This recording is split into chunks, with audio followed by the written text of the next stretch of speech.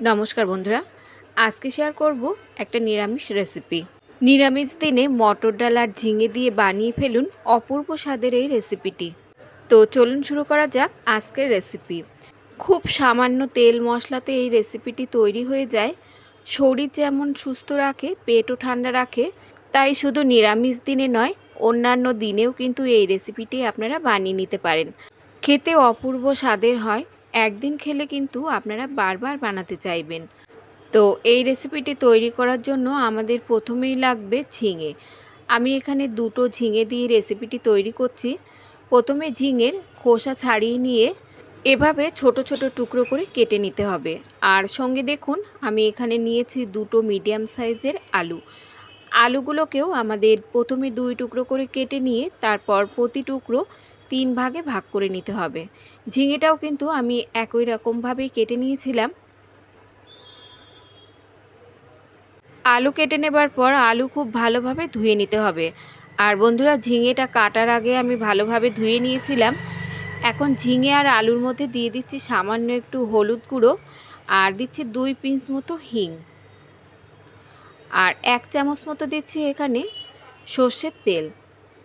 এখন এই সমস্ত উপকরণ দিয়ে ম্যারিনেট করে কিছুক্ষণ আমরা আলু আর ঝিঙেটাকে রেখে দেব।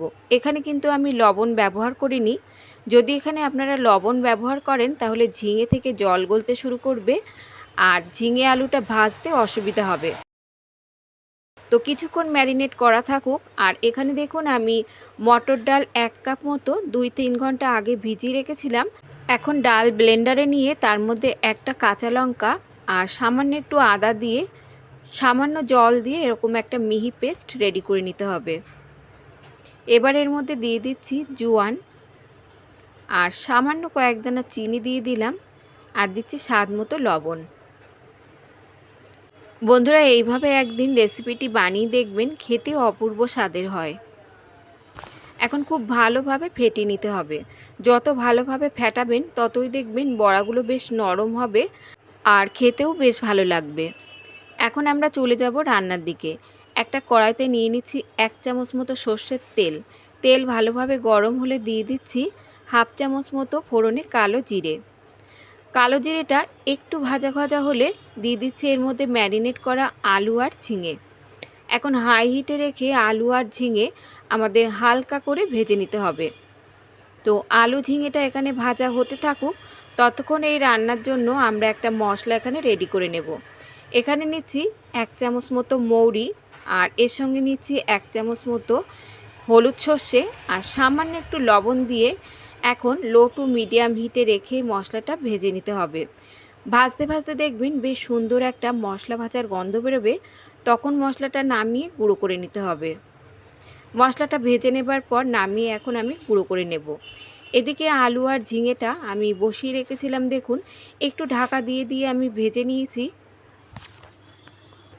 যাতে আলু আর ঝিঙেটা একটু নরম হয়ে যায়। আলু আর ঝিঙেটা হালকা একটু ভাজা হয়ে যাবার পর এখন এর মধ্যে দিয়ে দিচ্ছি আমি একটা কাঁচা লঙ্কা বাটা, আর দিয়ে দিচ্ছি 1 চামচ আদা বাটা, আর সঙ্গে দিয়ে দিচ্ছি পরিমাণ মতো লবণ। সব কিছু দিয়ে আরও 3 থেকে 4 মিনিটের মতো হাই হিটে রেখে আমাদের কষিয়ে নিতে হবে।